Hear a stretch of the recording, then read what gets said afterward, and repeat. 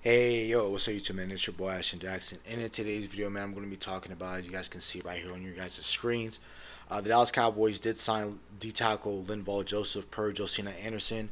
And when I did go check Patrick Nosey Walker's Twitter, about 50 minutes ago, he was saying that how the deal really isn't official yet. I'm wondering what probably just, the year. It's probably going to be a year deal. They're probably going to figure out how many millions is he going to get. It's probably going to be around 4 or 5.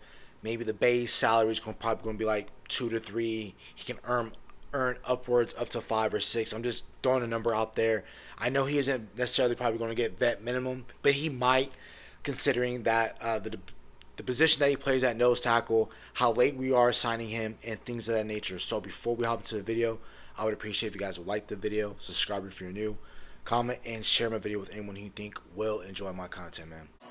Yeah, they say shit about this and about that. They got shit to say about everything, but let's get to the fact. I see them trying to cut out all the real shit. Again, hopping straight into it. I'm glad that the Dallas Cowboys were going to sign Linval Joesph. At this point, we figured it was going to be a foregone conclusion.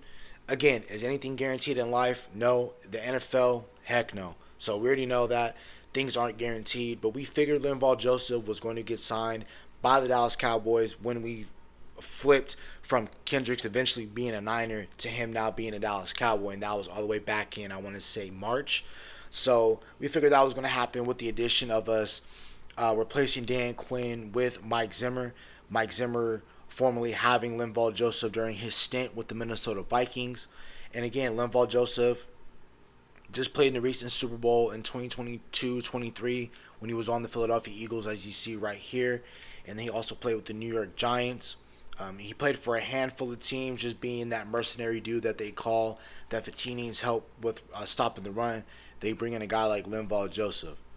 Now, if you like the Dallas Cowboys defensive tackle room, it looks a hell of a lot better than what it did even 5 months ago. Because at this time in March, we were like, we desperately needed to sign a nose tackle. The Dallas Cowboys weren't active in free agency by either keeping Jonathan Hankins, then adding to it. The Dallas Cowboys, of course, want Mozzie Smith to go out there. They want to instantly get returned back on their investment by them spending that first round pick on a guy like Mozzie Smith. But the thing that they need to understand is that nose tackles don't come into the league automatically and start lighting it up. Case in point, Vita Vea. It took him until around that time they won that Super Bowl and that year before, 2019, for him to be a consistent force, right? Same goes for Dexter Lawrence. Dexter Lawrence is that true nose tackle. They just gave him that nickname, Sexy Dexy, in 2022. So when he got drafted from 2019 to 2022, that took him 3 years for him to finally become somebody.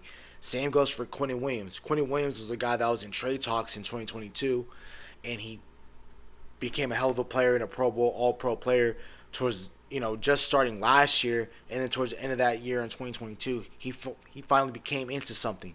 So all that to say with Mozzie Smith, it's going to take him at least until next year. I feel like Mozzie Smith is going to be the guy that we all saw at Michigan and things of that nature. It takes a long time for these guys to get acclimated from college strength to grown man NFL strength in a year. It takes guys a year and a half, 2 years, 3 years fully removed from college where they're finally acclimated into guys and linemen that are used to dealing with strength. So signing a guy like Linval Joesph to be in rotation with a guy like Mozzie Smith, then us trading, swapping 6th and 7th round picks with the New York Giants for a guy like Jordan Phillips to come in and play rotational 3-tech with Osa.